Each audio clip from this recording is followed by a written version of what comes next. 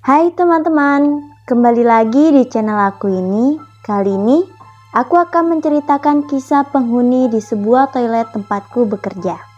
Hari itu, aku diharuskan lembur di kantor tentunya, karena ada beberapa pekerjaan yang belum selesai.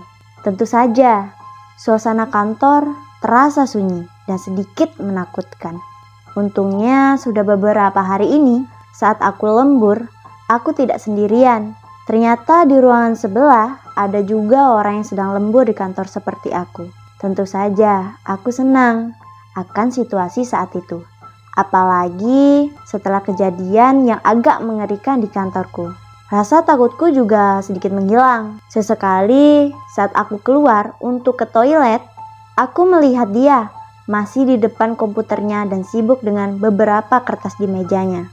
Beberapa kali aku menyapanya, tetapi orang tersebut tidak pernah menjawab dan tetap menatap layar komputernya. Sembari jarinya tetap fokus mengetik. Pikirku mungkin saja dia sedang fokus dengan kerjaannya, jadi aku tidak ambil pusing. Lagian, aku pun tidak menjadi takut disebabkan ada dia di sini. Suatu ketika, aku sudah selesai dengan pekerjaanku, namun perutku terasa sakit dan ingin pergi ke toilet.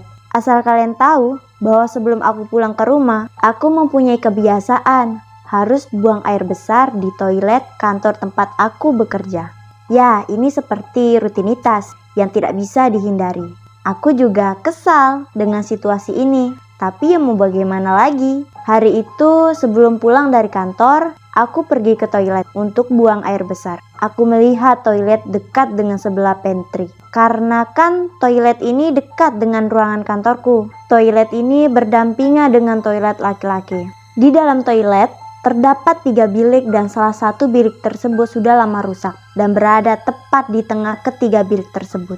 Aku memilih bilik pertama dan disinilah keanehan mulai muncul. Awalnya terdengar suara air menetes di keran wastafel, tepat berada di depan bilikku. Tetapi tidak lama kemudian, suara air itu menjadi deras. Itu sempat membuat aku terkejut. Tapi tak berapa lama kemudian, suara air itu pun menjadi suara tetesan lagi.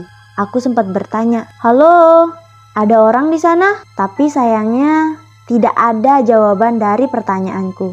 Selang beberapa menit kemudian, aku merasa seperti ada orang yang mengintipku dari celah kamar mandi sebelah di bagian atas. Dikarenakan aku penasaran, aku menegaskan pandangan aku di celah atas kamar mandi itu. Aku melihat dengan jelas ada sosok yang begitu menyeramkan. Sosok itu berwarna hitam dengan rambut acak-acakan, matanya merah dan ada darah di matanya. Mulutnya terbuka lebar, seakan-akan robek dan banyak darah menetes dari mulutnya. Sosok itu tidak mengeluarkan suara dan hanya menatapku dengan tajam. Dengan sekejap, aku langsung memalingkan wajahku ke bawah. Aku lihat lagi di celah atas kamar mandi itu, dan sosok itu hilang, tidak tahu kemana.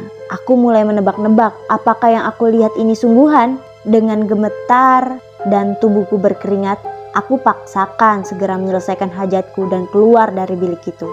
Saat aku mencuci tangan, entah mengapa sosok itu seperti masih melihatku. Saat aku mulai benar-benar ketakutan, di mana seluruh tubuhku menjadi tidak bisa digerakkan.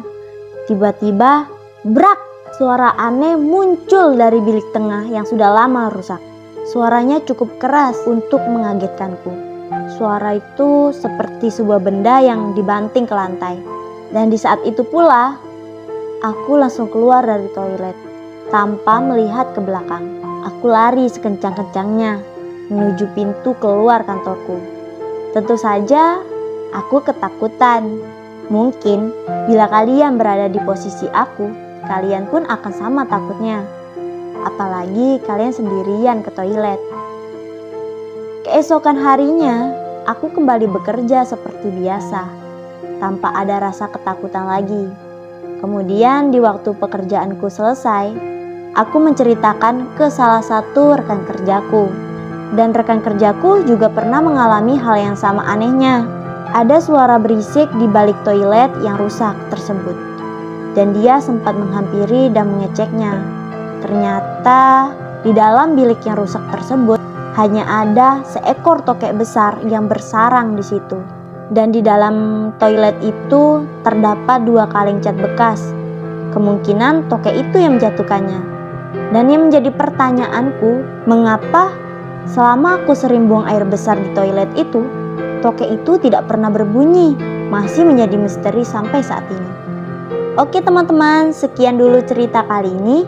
Bagi yang suka, kalian bisa tekan tombol like dan membagikan video ini.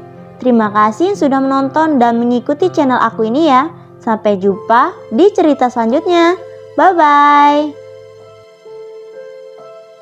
Sebenarnya ini bukan tertawa mbak, tapi ini kayak nganga gitu. Ada gambarnya tertawa. Tertawa dari mananya? Kayak dari giginya itu. Mana saya ketawa? Ada suaranya. Mulutnya mengangan. Apa sih Indonesia menganga?